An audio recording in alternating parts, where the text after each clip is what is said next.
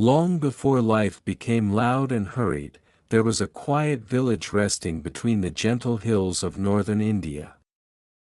The village was called Devpur, a place where mornings smelled of wet earth, and evenings echoed with gossip more than wisdom.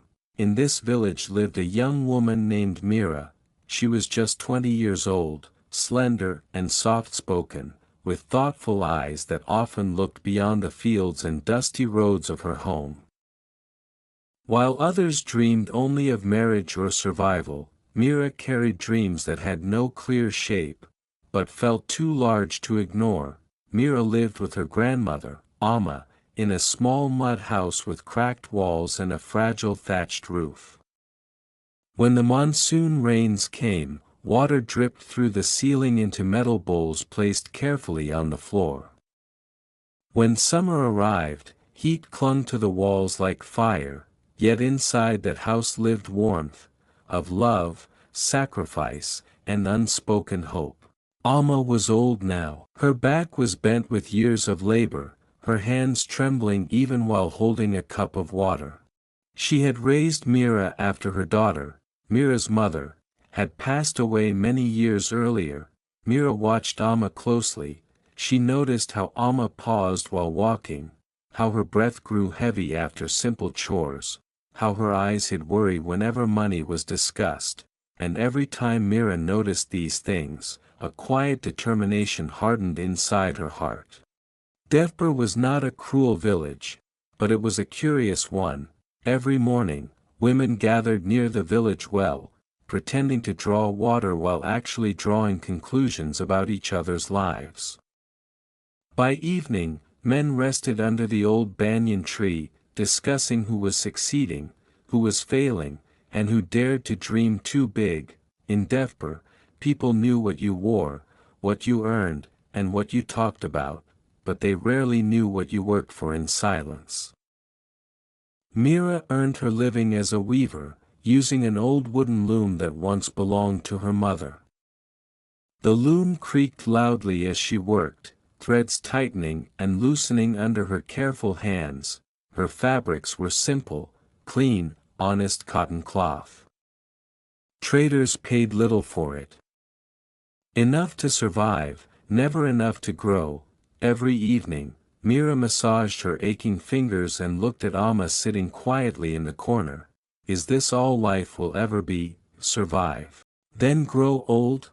The moment that changed everything. One afternoon, Mira walked to a nearby town to deliver cloth to a merchant. The town market was louder than Devpur, filled with colors, voices, and possibilities. That was when she saw them, shawls. Not ordinary ones, they were embroidered with intricate patterns, tiny mirrors stitched carefully into rich fabrics, threads dancing in shades of gold, red, and blue. Under the sun, they shimmered like stars trapped in cloth. Women crowded around the stall, bargaining eagerly. Mira stood at a distance, watching silently. How much? One woman asked. The price shocked Mira. It was more than she earned in months. Her heart began to race, not with jealousy, but realization. These were made by hands just like mine. That night, Mira lay awake on the floor beside her grandmother, staring at the dark ceiling. An idea grew quietly inside her. If I learn this craft, if I improve my skill, I could change everything. The next morning, her childhood friend Priya visited. You look different, Priya said. What are you thinking about? Mira almost told her everything. The dream, the plan, the fire burning inside her chest. But suddenly, she remembered a line spoken by the village priest during a sermon. A seed grows best underground. Exposed too early, it is destroyed. Nothing, Mira replied gently. Just tired thoughts. Priya, however, spoke endlessly. She shared her dream of opening a tea stall. She talked to everyone, neighbors, elders, strangers, seeking opinions. Some encouraged her, others laughed, many doubted her. Mira listened, and learned. That day, she made a powerful decision: she would work quietly. Every evening, after finishing her weaving, Mira lit a small oil lamp and sat alone.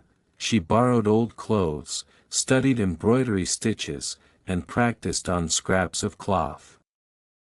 Needles pierced her fingers. Blood stained fabric. Pain became routine. Alma watched silently, her eyes full of understanding. "What are you making?" Alma asked one night. "Something for our future," Mira replied. She stopped attending festivals. She avoided gatherings. Slowly, the village began to talk. "She's becoming arrogant. She avoids everyone. She's wasting her youth." Their words hurt. Many nights, Mira cried quietly, but she never stopped. Meanwhile, Priya's tea stall never opened. Too many opinions confused her. Discouragement crushed her spirit. Dreams spoken loudly died early. Months passed. Mira's skill transformed. Her stitches grew precise. Her colors bold. Her designs alive. At last, she created her first shawl. Deep blue, golden thread, mirrors reflecting light like stars. Alma cried when she saw it. "You carry your mother's gift," she whispered. Mira created more. Through winter cold and summer heat. Through exhaustion and doubt. After one full year, she had 20 masterpieces. Mira traveled to the city and approached a respected merchant named Rahim. He examined her work carefully. "These are rare," he said quietly. "Who made them?" "I did." He bought all 20, and ordered 50 more. Mira returned with money that transformed her life. A new brick house replaced the mud hut. The village watched in disbelief. When Mira revealed her journey, silence replaced gossip. Priya asked, ashamed, "Why didn't you tell us?" Mira smiled. "Dreams need protection." The priest nodded.